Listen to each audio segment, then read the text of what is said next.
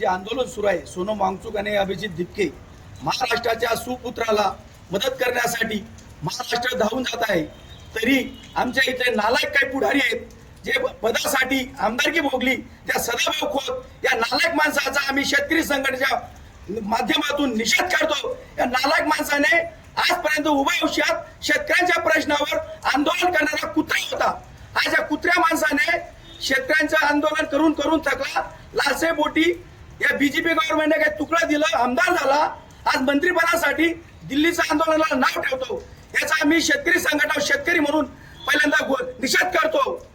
दुसरी बाजू जे मुलांवर जो अत्याचार केला आहे दिल्ली पोलिसांनी निपराध पोरांवर, आणि ती बहीण मेली आहे, निपराध मुलगी मेली, आज तिचा जो जीव घेतला त्या दिल्लीचे पोलीस, त्याचे मुख्यालय आणि दिल्ली पोलीसचे गृहमंत्री साहेब अमित शाह साहेब, आपण सदसा विवेक बुद्धी ठेवून पदाचा राजीनामा द्यावा।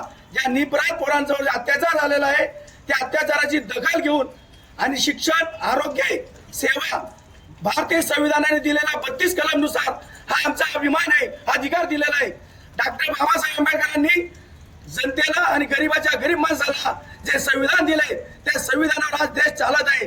जे संविधान बदलण्यासाठी आपण आज उठाठेव करीत आहात आणि पाडोपाडीचे राजकारण करीत आहात। याचा शिक्षण हा गरीबाचं हक्काचं व्यासपीठ आहे, शिक्षणामुळे माणूस घडतो, त्या शिक्षणाचं आपण धिक्कार करीत आहेत। त्या गृहमंत्री आणि शिक्षण मंत्री साहेब, आपण आपल्या पदाचा राजीनामा द्यावा, ही आमची शेतकऱ्यांची शेतकरी संघटनेची मागणी आहे। वंदे मातरम। पाऊस चांगलेला आहे आणि समाधानकारक आहे।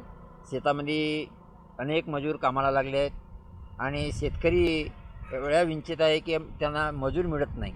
त्यांच्यामुळे पाऊस सगळीकडे असल्यामुळे मजूर मिळत नाही। आमच्या इकडे आता मुंड्याची पद्धत आहे ती 4000 रुपयेपर्यंत आहे आणि रोजी आहे ती 200 रुपये महिलांना आपण देत आहोत। इथं खरोखरच आहे का पाऊस असाच आला पाहिजे, तेव्हाच आमच्या फसली धान फसल चांगल्या वेगात जोमाने येईल आणि असाच पाऊस पडत राहो अशी आपली अपेक्षा आहे।